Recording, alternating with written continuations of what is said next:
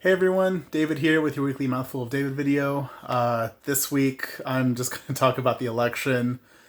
I just feel like it's too big an event not to talk about, and hopefully I can offer some interesting perspective that isn't just a repeat of kind of what a lot of other people are saying. So that's the hope anyway. No real update this week for the podcast, by the way. If you haven't heard our latest two-parter about Vladimir Lenin and the Russian Revolution, check those out. Otherwise, if you watch this, series at all regularly, you're probably caught up. But anyway, first and foremost, before I talk about what this means for the parties and everything, just a sort of thing that I think is worthwhile to keep in mind is whenever we talk about elections sometimes, and I can be guilty of this too, we talk about the results as if they are, the popular mandate or the will of the people. But a couple things to kind of keep in mind before, we start talking that way. One, we do not have a popular vote, right? So whoever gets the most votes does not necessarily win the election. We have the Electoral College. A lot of folks obviously know that. I'm sure you listening know that. But sometimes, we still talk like the person who won is the person that the people wanted, which isn't actually true necessarily, right?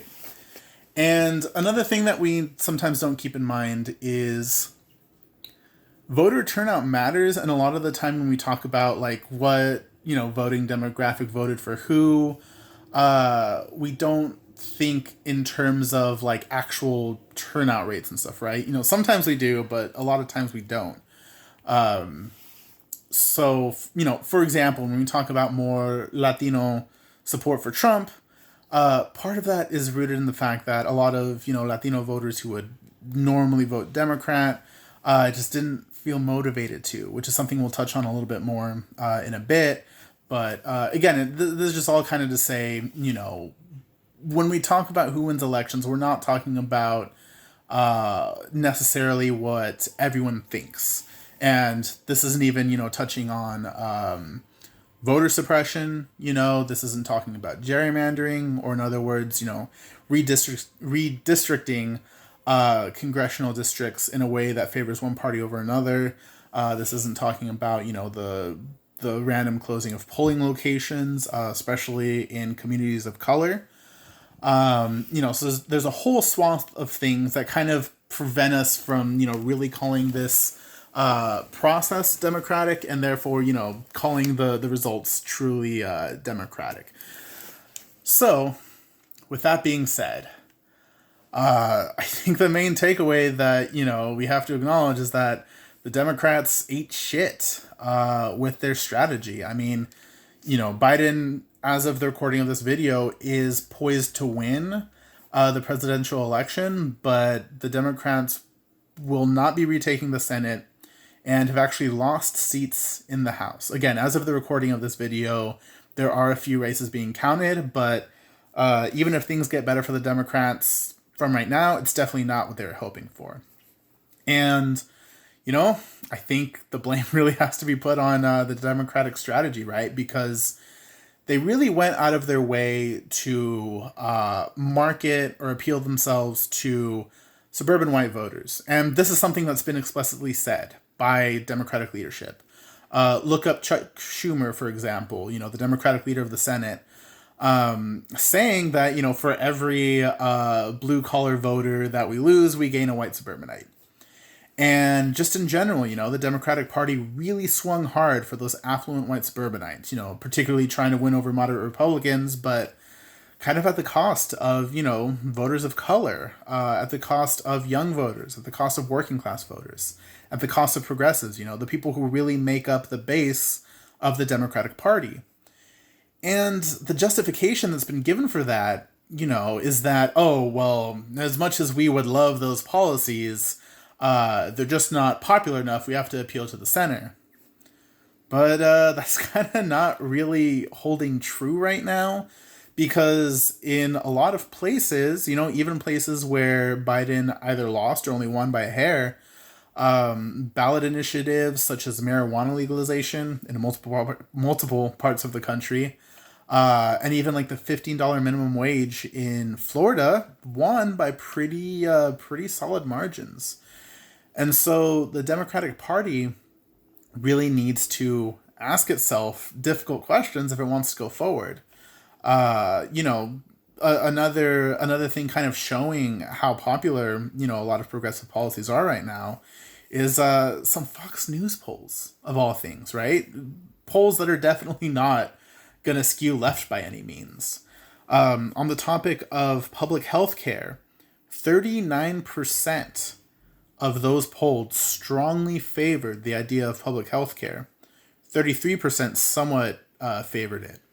On the other side of that, 14% somewhat opposed, 15% strongly opposed. So about 72% in favor of public health care, right?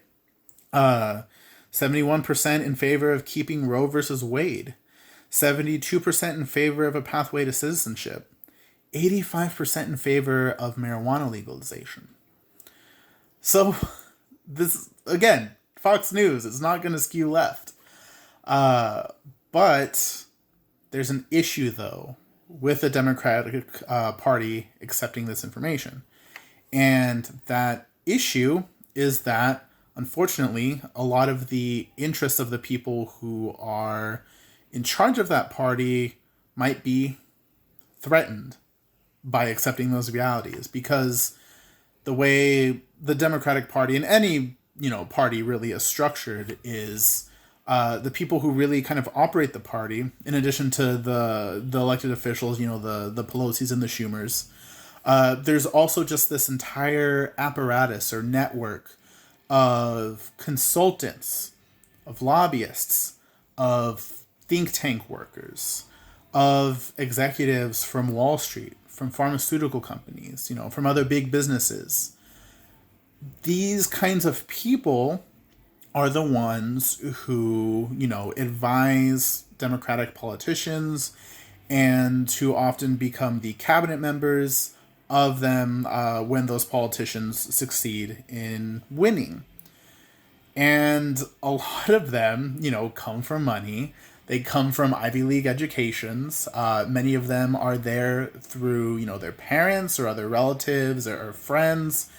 And so it's just this, you know, coagulated musk of people whose literal interests, whose, you know, pocketbooks really encourage them to not learn these lessons, right? And that's why these lessons, you know, weren't learned after 2016 and might not be learned, you know, after this election, despite the just overwhelming underperformance. And so really what people who want a better world have to ask themselves is, what do we do in response to this? You know, some people might think the path forward is to, you know, try to stick with the Democratic Party, but really just kind of shake loose that coagulated gel of you know, again, the lobbyists and the think tankers and the consultants. Others think that the Democratic Party just is not a vehicle forward for a better world.